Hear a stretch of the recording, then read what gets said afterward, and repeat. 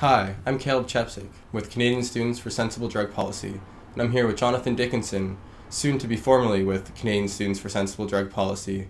Jonathan's going to be leaving us temporarily to go to Tijuana, Mexico to work at an Ibogaine treatment center. Ibogaine is an exciting new treatment for an addiction, but it's something that not too many people know about in the Western world. So we're here with Jonathan to learn a little bit more about what it is he's going to go do. So Jonathan, first question, what is Ibogaine? All right, well, I have a background in psychedelic medicines, and Ibogaine is similar to psychedelics in many ways. In the United States, it's illegal, it's classified as a hallucinogen. And it shares a lot of those similar properties, but it's also really different from classic psychedelics in lots of ways. It's a traditional medicine from Africa where it's used ceremoniously, and it's kind of an all-purpose medicine for different cultures in Gabon, different tribal cultures like the Babongo tribe and the Bwiti, who are more integrated into the urban communities and stuff like that. All over Gabon it's used.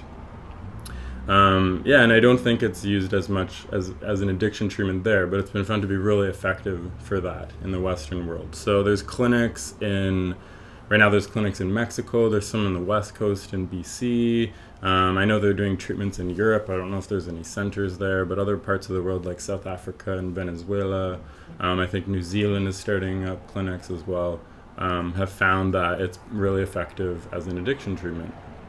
And part of the reason that it's different from the classic psychedelics is most substances like LSD and psilocybin and mescaline are very cerebral.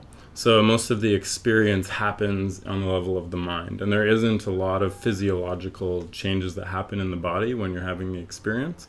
But with Ibogaine, there are a lot of things that are happening on different levels as well. And part of what happens for people that have addictions is the medicine in the Ibogaine cancels up to 90% of the withdrawal symptoms, which for anybody that's going through a heroin withdrawal or people that are poly-substance users, that's a huge benefit when you want to break your habit.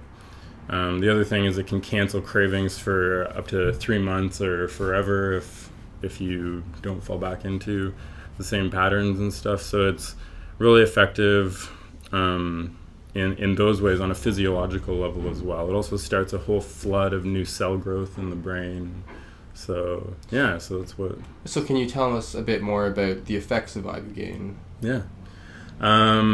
So the experience lasts between, as far as I know, 8 and 72 hours, and it's incredibly intense. Like I already described some of the physiological changes that happen, but there still is the sort of visionary component to the experience as well, which can be it's described by people that have been through the treatment as very psychotherapeutic. They experience a lot of memories that they've forgotten or suppressed, or things that are tied with their addiction, or if they're not people that have addictions in the way that, and that's not why they're going to get treatments for. It's whatever intention people are going into the experience with.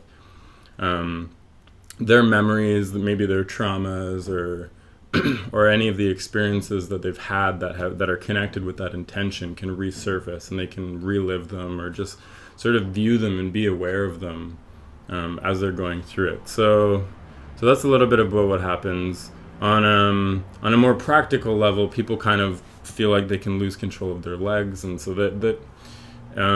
it's really intense. People say that they're like floored. They're kind of just in bed, lying down, rolling back and forth, and as a result, it's very introspective.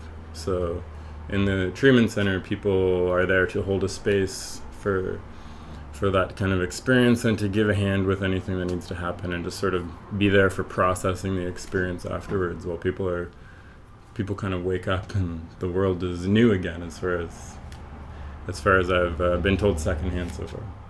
And so you said that it can be used for addictions, but traditionally it's not used. Who is typically using Ibogaine in the Western context right now?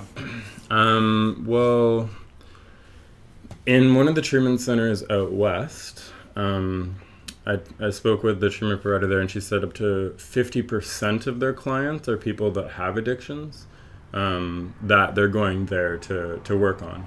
And 50% of her clients, the other 50%, are people that are just going for the experience, or they're doing some other kind of psychotherapeutic work on themselves. And so that's the way that it's happening in the West, is it's happening in a clinical space. I know in Gabon there's some resistance to, like in West Africa, there's a huge resistance to Western culture in general, but also especially to Western medicine.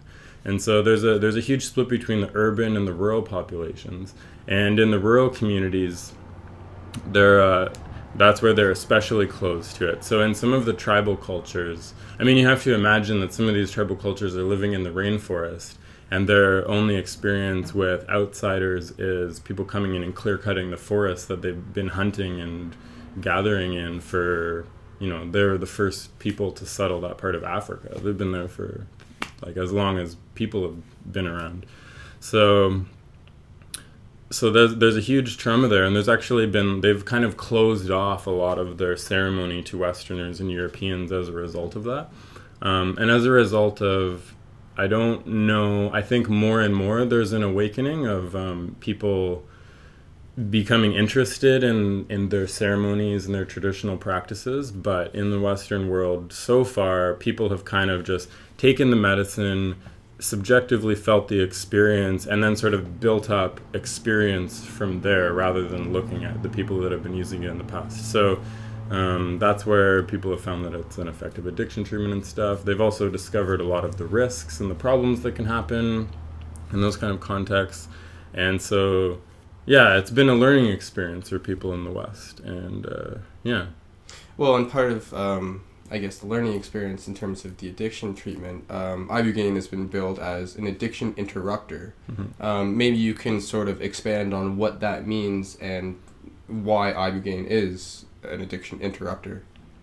Well, when it first came out, it's hard to describe what it's doing, because there's no other treatment or medicine that we have that really does anything like what Ibogaine does for addiction, for any kind of health problem at all. Like we don't have really anything that just sort of reverses all of the effects of something pretty much over a 2 or 3 day period. And does it reverse the effects?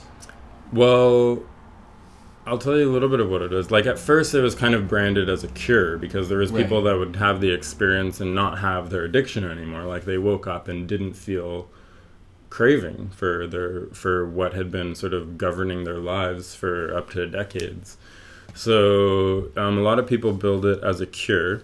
And then what people found is, like, classically, the way that we define addiction sometimes is there's lots of different ways, right? Like, as maybe it's a genetic disorder, maybe it's a disease, or different things. But when you look at something like Ibogaine, you have to look at addiction in a different way. And so one of the ways that people have been talking about it as a result is looking at it as a learned behavior.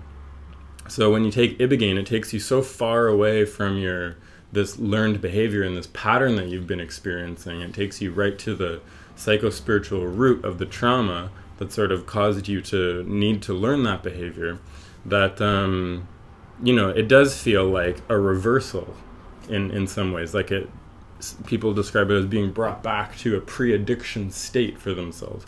And that's evident, like, medically. You can see that, like, whole flood of new cell growth that's repairing all the neurons that have been damaged by the drug dependence. But you can also find that somebody can do the addiction treatment, and if they go back into the same environment that they were in before, one of the treatment providers described it as, like, when you come out of the Ibogaine experience, it's as if there's this vacuum behind you, and you need to continue to go through that door that you passed through rather than being sucked back into the addiction. And so in that way, it interrupts the whole process of that dependence that you've been experiencing. But you need to have some sort of plan afterwards to go into a treatment house or afterwards, because the way that the clinics are set up is as a detox. Right. And then there needs to be some sort of like follow through to continue moving on. But it's very effective in what it does as an addiction interrupter.